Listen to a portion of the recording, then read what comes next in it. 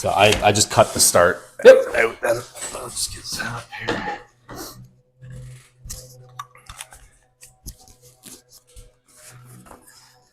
All right, 3, 2, 1. Welcome to Trades Talk with Captain Delta. I'm here with Justin. Welcome, Hi. Justin. Hi. How's it going, Joe? It's going well. All right. Do you want to formally introduce yourself? Hello, I'm Justin Dunn. I'm a third-year apprentice. I'm working for Western Fire. I just started. I've got 3 years under my belt right now. right. It's just starting to learn. And what do you do in the trades? We are sprinkler fitters is what we do. We do sprinklers. We do water. We make sure we're fire protectionists. Hell yeah.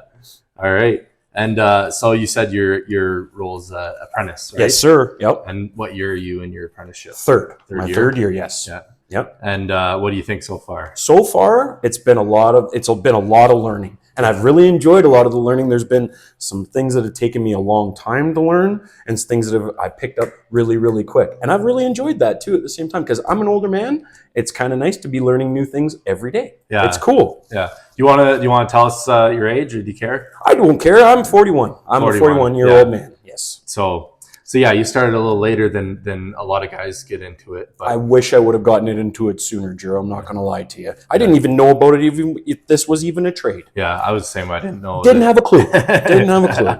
Until I started in the trades like plumbing when I was an apprentice. Yeah. I was like, oh, okay, there's something else other than plumbing. Yeah. Cool.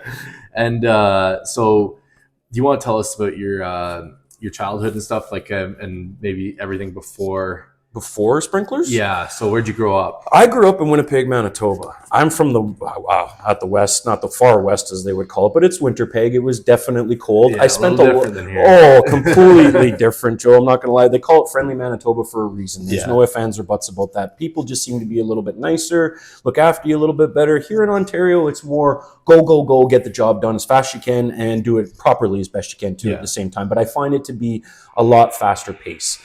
A lot colder there. You could dress for the cold. Here, I find it's very temperamental where the wind and the lake effect really gets the better of me with the cold. I'm not going to lie. It really gets me. Yeah.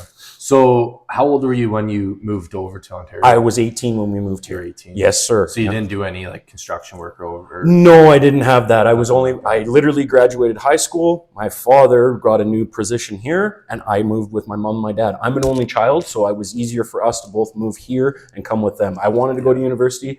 I made the mistake, guys, unfortunately. Don't make the same mistake I did. I took a year off. I would never suggest anybody do that again. I started working. I never went back to school. It was a problem. Yeah. I got too accommodated with the fact of making money instead of going to school. It's important. Go to school. Some form. Yeah. Yes. I definitely did, was similar. I was all university bound, high school courses, and then I took a year off. I wish I wouldn't have. Thrown into different things, right? Mm-hmm. So what did you do before you were doing trades work? Like, did you do a different trade before, or were you doing something else? Yes, actually I did, Joe. I was working with concrete for the longest time. I made all precast buildings. I was tying steel, finishing concrete, aggregate work, all of that, forming for steel, for concrete, all that kind of stuff. That's what I was based on. That's where I was working. I built the buildings before you guys even got into them. That's what I started as. Yeah. That's what the trade that I was in. Just call it fucking precast concrete is what I would call it. Was there any sort of apprenticeship or anything for No, that? I got thrown into the wolves. I was 18 years old. Get in there, learn it, figure it out. That's how it worked. Yeah. There was no trades involved in that. Yeah. I was just lucky enough. The harder you worked, the more you learned, the farther you went up, and the more you went up into a factory. It was concrete, but it was a factory where we worked. Yeah. So it was harder. It was a snare. The harder you worked, the more you would work up and more you would learn. Yeah, that's how it would work. Yep. Yeah. So is there a huge difference, do you find, like with red seal trade versus doing something like that? You know what? I would agree. I would say 100% with working in a factory versus working on the union. You can put your hours in. Your hours are being documented. Where you're working for a different company, they don't worry about your hours you're putting in, all the effort that's being put in. None of that counts to when they get your raise or if you're going to get a raise. Whereas with the union, you put your hours in, you put your time in, they give you your raise because you've earned it. Yeah. Other companies and factories and stuff like that, they like to screw around with you a little bit because they decide, oh, well, you didn't do this, or maybe you were off, or you're sick, or this or that. They try to dock you for your time. Whereas different with union, where you put your time in, you get your money. Right. Yeah. It's That's a good big to thing. know. Yeah. Um, so how did you end up finding this job and getting hired in the trades? Well, actually, it's actually kind of a funny story. I played hockey with a buddy of mine, and his brother's been in the sprinkler business for a long time. He started the business. I didn't even know it was a thing. I had lost my job because of what had happened at the company that I was working before. We got slow, and I got laid off. I was looking for another position. John called me, signed me up, and I got a job with you guys working as sprinklers, and I haven't looked back since. It's been awesome. Awesome. Yeah. Do you want to tell us about the process, like getting into the union and stuff? Like, See, was that a difficult process? For me, it was a little bit more difficult because I'm not as technologically advanced as everybody else is with computers and stuff like that. I had to write an aptitude test and get a sign in from Ryan, a sponsorship, so that I could become and work to Western Fire. Where everybody else now, I see more and more, it's getting harder and harder to get into the trades because it's harder to get in and get your aptitude test in and wrote in through the computer. Right. So the very start, It's getting a little bit bogged down a little bit from what I see. I think the economy has to do a little bit with that, maybe. I think you're right. Yeah. So Ryan, the boss man, had to give a recommendation. Yes, so that I could even get in. So you could get in. Yeah. Yes, I needed a sponsorship. Otherwise, the line is huge. Yeah. It is. It's big, guys. Yeah. But it's not. And this is not to deter either. At the same time, it's a great trade. Not at all. That's not meant to deter. It's an awesome trade. I love this trade. UA 53, baby. You betcha. You betcha. So was the aptitude test hard and all that? It was a little bit more difficult for me because there was a bunch of things on there about sprinklers that I didn't have a friggin' clue about. When I went in there and I seen the test, like even asked me what the threader was and the groover, I had no idea because I didn't know it going into it. Yeah. But then as I've learned, it's what we use every friggin' day. It's important. I think they expect a little bit of that, like to not know. I hope so. Everything. I think they're trying to see how you. I still wrote a 75. It wasn't a great aptitude test, but I passed. Yeah. So you were talking about getting in through a recommendation from a friend who's already in the industry. Right. Do you find that like network and your life outside of work helps get these types of jobs and stuff? And like when you're in a blue collar work position of some sort, do you find that most jobs are through a friend or recommendations of some sort? I would agree with that 100%, Joe. A lot of the times it's word of mouth, especially with trades. Like you would think that it would be more out there on the computers now and more technologically advanced, but it's not. It's more word of mouth that I've seen anyways. And but there again, I'm kind of built that way too. I'm a little bit more old school and don't look at the technology as much. But now, as we're moving into this world that we are now, I have to. We have to move into the technology because that's the way the world has went. Yeah, but you know what? I think like you're onto something there with because there's that face-to-face trust and knowing like, hey, this person, because the type of work we do can be dangerous, and you have to kind of trust that somebody can work alone a little bit and all these things. We got to be, you as our fitter and our boss need to be able to trust us when we're by ourselves and not hurt ourselves. Yeah, it's important. Just in general, having like the boss man and if you recommend, like if you're doing a recommendation for somebody for a job that you're not there, or you're a reference of some sort, then it looks bad on you if you want to make sure you don't want to let the person down that you are looking after. Exactly. 100%. Somebody sticks their neck out on the line for you, you want to stick your neck out on the line for them and go to bat for them. That's how it works. I agree with you 100%, Joe. So you mentioned you played hockey with it was John's brother, right? Yes, Josh. So what other hobbies do you do outside of work, and how do you find that it meshes with the type of work that you do? You know what? That's funny you're saying that. I'm a horseman. I like training horses on the side. I love playing hockey, love playing golf. I'm a big sports guy.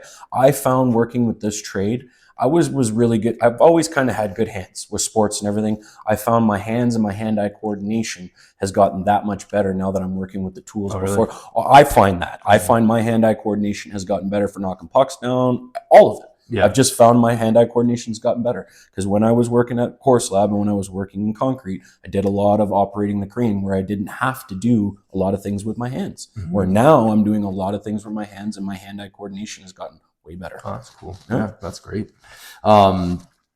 And do you find that there's a lot of like blue collar guys doing like in the playing hockey with you and like doing that stuff, or is it a 50-50 mix of? Honestly, most of the time, I would probably say, Joe, on my hockey team is probably 80-20. Oh yeah. I would say 100%. There's 80 of us that are all blue collar guys, farmers to construction workers to guys that work at Toyota, and then there's 2 or 3 guys that are office guys. It's very rare nowadays that I see the office guys working or playing hockey with us. It's rare. I'm surprised at that. And they're But all slow. they are. They're missing that extra little jump that we have because we're blue collar. Yeah.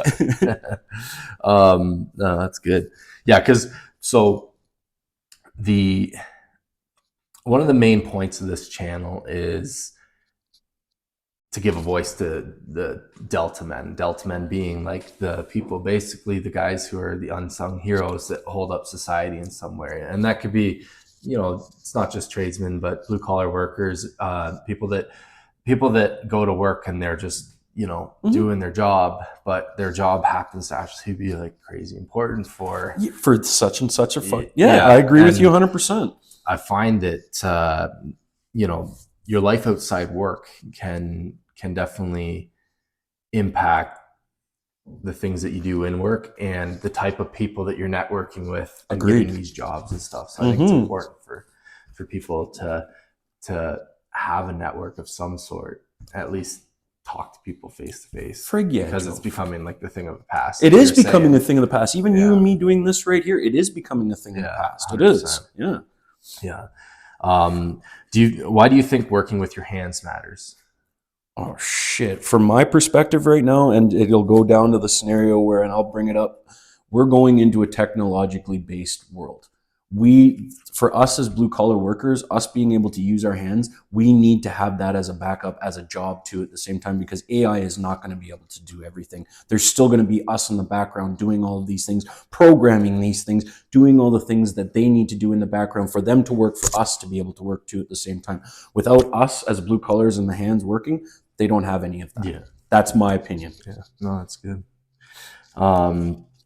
So far in your you said 3 years, right? What do you see, what do you look for like in a tradesman, and what do you think a good tradesman is? You know what, honestly, I would say it comes down to a scenario. What I'm seeing more than anything is good leaders. Yeah. It's predicated on the guys on top of us that are teaching us and showing us the right things to do or not do on the job site. And I'm just lucky enough that I've had some really good fitters to teach me the right things too at the same time. I've been lucky. I've been lucky. Yeah, we got some good dudes in our company. Yeah, that's for sure. Western Fire has some good leaders. Yeah. So these next questions are great because you're still an apprentice. So what's the biggest thing that you've learned so far as an apprentice? Oh, I'm sorry for the noise. We are on a construction site. You know what? For me as an apprentice, what I learned and it was the hardest thing to learn, and it's something that we need to learn automatically. Drain the system, boys. Always make sure you drain a system. And if it kind of sizzles on you a little bit and you go to take that head out, just crank it back in and make sure that the system is done. Because it's nothing worse than pulling a live head or pulling something wrong. Yeah. Make sure and pay attention because it's your own safety too at the same time. Yeah, definitely pipe trade specific. Oh, 100%. Yes. But I think every trade has their risk factor in whatever they're doing. And there's standard procedures that you have to kind of, I think as a journeyman, you start to forget that it's actually a thing because you've been doing it for so long. Yeah, it's like second nature, and to remember to like go over that stuff with some of us new people. Yeah. Yeah. So what do you think makes a good apprentice? You know what? Honestly and truthfully, I like to think some days that I'm a good apprentice and I'm a bad apprentice some days too at the same time. It goes both ways. Showing up with a killer positive attitude, trying to do the best we can is my idea of a good apprentice. Trying to do the best we can to do our job to the best of our ability and do what you guys need us to do. That's what I think is a good apprentice. Yeah. And then what do you think makes a good journeyman or mentor? Like when you're working with somebody? That would be the guy that I'm willing to go through a wall for. The guy that's leading by example. He's willing to do all the jobs that we, just like just like you, Joe. You'll show us how to do the job. You're not afraid to get in there and do it. Show us how to do it. That means that I'm willing to get in there and do it too at the same time, because that's how I was taught. A leader leads by example. Yeah. That's what I think. And what should guys know before getting into the trades? Like, what would you recommend that people? Just be aware and be safe. Just be and be ready to problem solve. Be ready to be thinking on your feet at all times. Yeah. Like in trades, you got to be. It's not just walking around dumb, not paying attention. Pay attention to your surroundings. Pay attention. Listen. Learn. It's important. The more, and all the older guys that are on the site, listen to them, because they've been on the site a lot longer than you. I know you're not going to learn everything every day, first thing all day. Try to learn something new every day. It's important.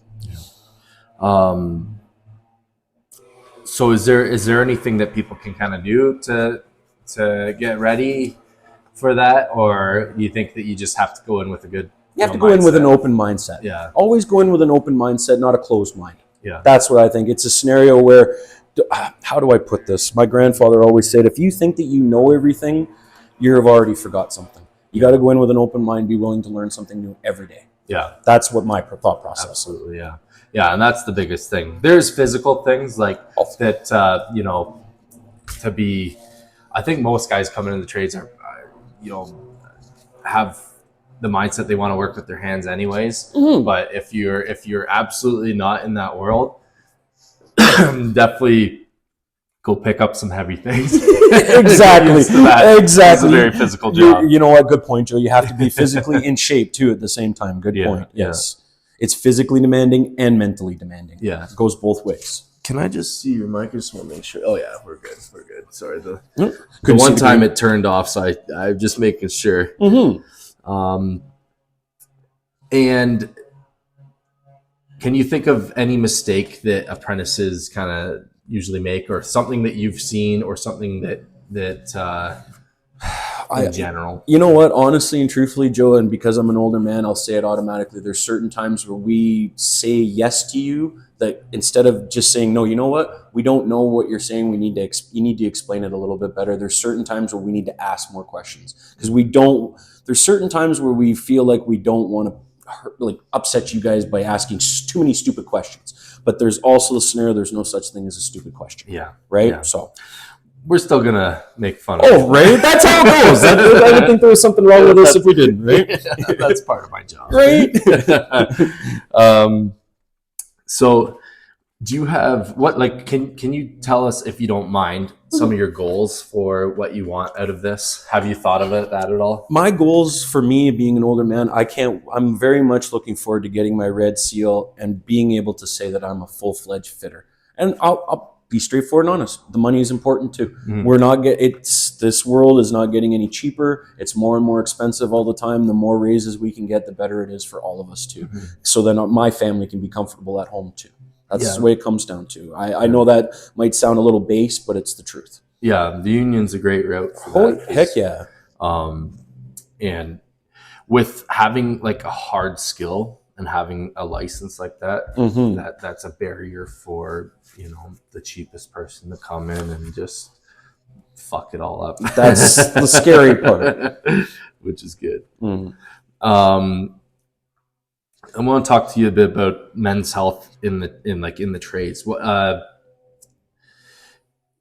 Do you find that it's like a good environment for people, or do you find that there's some abrasiveness and that it's tough? It can be tough, and it's supposed to be a little bit tough, because unfortunately, in my opinion, this is blue collar work, and it should be a little bit tough. You need to be a little rough around the edges, because nobody's going to pick you up and put you on the pedestal or anything like that. You got to do your job and do it to the best of your ability. Unfortunately, that's just the way the world is. Yeah. And this is the world. This is blue collar. This is what we do. Mm-hmm. You got to be tough. Yeah, you got to be mentally and physically tough. Yeah, you do. It's definitely a tough job. So mm-hmm. Do you find that that helps in some ways, like for your your mindset and everything, versus like, let's say you were doing a corporate job where everything is is to try to make you feel better. Yeah, I would agree with that 100% because of the simple fact you put in a hard day's work, you can see what you've done at the end of the day, and you can do one of these and say, you know what? I did that. I'm finished, and I worked my butt off to get it done too at the same time. I know we won't smell all pretty like the rest of the guys from the office that are going home. We'll smell like blue-collar people because we've worked and we put in a good day. Yeah. I appreciate that. I don't have a problem with that. I like that. Yeah. I find that there's a lot more good dudes than jerks. Oh, frig yeah. And you do run into people who are, and people are different at work. Of course. Than they are, There's work Justin, and then there's home Justin. Yeah. There's work Joe, and then there's home Joe. Yeah. I know exactly what you're saying. Yeah. Some people put on a mask and are just assholes at work. Yeah. They are. And in the end, the biggest thing is, hey, we have to get this. We all have to get along to get the job done. We have to get the job done. Yeah. So, like, if there's, you got to. If there's a little bit of animosity or something, bite the bullet, get it over with, shake his hand, do what you got to do. Let's get the job done, get it over with. It's very much set up like hockey and blue collar sports and stuff like that, because it doesn't matter how much you bitch and complain. Everybody in this whole site, we're all in the same committed job to get this whole suite done. Yeah, the whole plant. Yeah. Do you find that, like, now that you're in the trades, does it affect your life outside of work? I wouldn't say that. I would say, if anything, it's actually given me a little bit more time with my family. Yeah. When I was working in the factory, I was working 5 days a week, and our overtime was on Saturdays. So we'd be going in on Saturday mornings and stuff like that. With the trades, we're working 4 days. Sometimes we work 5, but most of the time we have a extra long weekend where we have that extra day with our family. Yeah, specifically us. Like, we have a very very good work-life balance for our union specifically. Unfortunately, it's not like that with everything. No. When I was plumbing, I had the exact opposite. Where you had to work all the damn time. Yeah. It just depends on which trade you're in, too. Yeah, absolutely. Mm-hmm. Do you find, like, when you go home, you're able to kind of leave work at work and... Right now, yeah, as an apprentice, I'm not going to lie to you, but I can see moving forward where I'll be thinking about things. If we're a fitter and we're working on a full job, I will be taking it home with my own mind, not like, did I do this right? Did I do that right? You know what? Even as an apprentice, I worry about certain things because I want to make sure that I've done the job properly. Mm-hmm. It's just what it comes with the territory of caring about what you're doing as your job. Yeah. Honestly. Yeah, I think that could be anything. Yeah, honestly. Yeah. What advice would you give young men today, just generally? Doesn't have to be somebody in the trades, but just young dudes at all. Young dudes, you know what? A lot of the times, guys, when it comes right down to it, if you're going to get into the trades or if you're working, bury your head sometimes, bite your pride, and do what they ask you to do, and work hard. Too often nowadays, I see the culture that it's a scenario. It's not cool to try. And I don't like that. Even at hockey, you see young guys or whatever that it's that joking and a laugh. Oh, it's not cool to try. Well, unfortunately, in real world, it's very important to try. We need to be trying at all things we do. And I have a hard time with that. I have a hard time with the people not trying. And it's that culture where, oh, it's not cool to try. Well, it's important. We need to get jobs done and we need to try. Yeah. That's what I think anyways. Work hard, play hard. That's right. That's exactly it. No money, no funny. And what keeps you motivated for showing up to keep going through getting the job done? Honestly and truthfully, I enjoy finishing and getting our jobs done. Yeah. And family, making sure that we can pay for our family and doing what we got to do. Not much motivation on this one because this one just keeps going. Yeah, it seems like every time we turn around, we're always fixing changes. Yeah. So unfortunately, it is a little bit of a kick in the nuts. Yeah, that's a tough one on this side. All right. These are some rapid fire questions that I've been giving everybody. Okay. Coffee or energy drinks? I don't drink either of them, so I don't really have an answer for either of them. That's even worse. Yeah. My caffeine is Diet Pepsi. Another pop guy. That was the last guy too. Early start or night shift? Early start.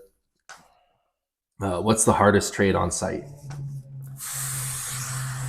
That's a good question. From what I've seen so far, it's got to be the bricklayers or the concrete guys. It's got to be either of those two. Tough job, those are the two that got to look the toughest to me, in my opinion. Yeah. What's the best trade on site? Well, are we talking about laziest ones or the best ones for the job? Just the best? Who's the best? I'm biased. I'm gonna say we're the best at the job because we're good at what we Good do. answer. Yeah, I think we are the best. You were going to be moving material if you didn't. I knew that was coming. What tool can't you live without? Frig. My channel locks. Without my dogs. Dogs, yeah. Nope. Or tape measure, actually. Tape measure too, yeah. That's a universal one, basically. Right? Some guys don't use it. Be nice if they did. Big Mac or Whopper? Depends on the day. If it's Whopper Wednesday, Whopper Wednesday. But you know what? Push comes to shove, I'll go Big Mac. Yeah? I'm a Big Mac guy. Yeah. Nice. And then you said channel locks. Nipex or channel lock? I like the Nipex. But I just don't want to spend them because I'm cheap. Nipex, send us some dogs. Yeah. That'd be nice. All right. And then so the last guest had a question, and it was I'm supposed to ask you, why did you choose this job? Why did I choose this job? Because I needed a job. You want the truth? All intents and purposes, I didn't even know what it was. I just knew that from what John was said to me and what Josh had said to me, it was a good profession and it was a good trade, and I was getting into a good trade. So I jumped into it full fledged. Yeah. 100%. No, that's I mean, that happens with a lot of guys. A lot of guys just, again, networking and stuff, and hey, I need to work and need to find a job. I get thrown into it. And I'm so happy that I did it. Yeah? Yeah, frick yeah. A plus. Yeah. Beauty. And then one question for the next guy. One question for the next guy. That's tough. And does it matter what I'm asking said person? Could be anything. Could be anything? Yeah. Mm-hmm. Oh, let me think.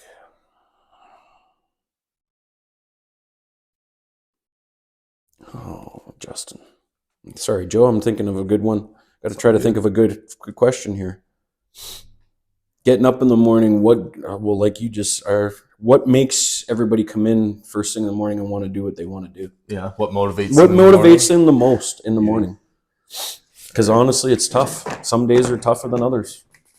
I'll write it down after. Yep. All right. All right. Beauty. Well, thank you, Justin. No problem. Thank you, All Joe. right. Good interview, sir. Thank you. That was fun, Joe.